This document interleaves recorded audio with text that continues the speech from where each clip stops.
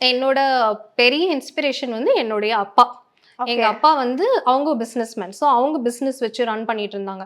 So எப்பொழுதுமே எங்க அப்பா வந்து என்கிட்ட வந்து அவங்க எப்படி ஊர்லேருந்து இங்க ஒண்ணுமே இல்லாம வந்து இங்க வந்து நல்ல பிசினஸ் ஃப்ளரிஷ் ஆகி எப்படி அவங்க சக்சீட் ஆனாங்க, எப்படி அவங்க காம்படிட்டர்ஸ் எல்லாம் விட இவங்க நல்லா போனாங்க, அப்படின்ற ஸ்டோரீஸ் வந்து எங்களுக்கு டெய்லியுமே எங்க அப்பா சொல்லிட்டே இருப்பாங்க.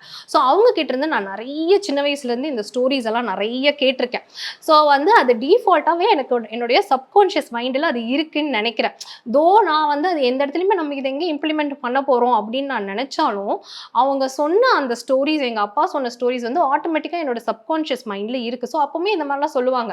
நெறைய பேர் காம்படிட்டர் இருந்தாங்க. நம்ம அதெல்லாம் பார்க்கக்கூடாது. நம்மளோட வேலையில உண்மையா இருக்கணும். நம்ம செய்றது கரெக்ட்டா செய்யணும். அப்பலாம் சொல்லுவாங்க.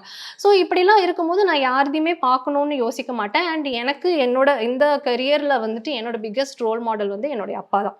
ஸோ அவங்கள பார்த்து நான் வந்தனால, எனக்கு கொஞ்சம் நெறைய ஐடியாஸ் வந்து எனக்கு தோணுது. இந்த டைம்ல அப்பா என்ன பண்ணாங்க? இந்த மாதிரி இருக்கும்போது எங்க அப்பா என்ன செஞ்சாங்க? அவங்களோட பிசினஸ் சின்ன வயசுலேருந்து நான் பார்த்துருக்கேன். ஸோ ஒவ்வொரு ஸ்டெப்ல நான் அவங்கள யோசிப்பேன். இந்த மாரி பண்ணாங்க. அப்போ நம்மளும் இந்த மாரி பண்ணலாம். அத விளம்பரப்படுத்துறதுக்கு என்ன பண்ணாங்க? அப்போ நம்ம இந்த மாதிரி பண்ணலாம். அந்த மாதிரி நான் ஒண்ணொண்ணுத்துக்குமே அவங்கள யோசிச்சு தான் நான் இப்போ பண்ணிட்டு இருக்கேன்.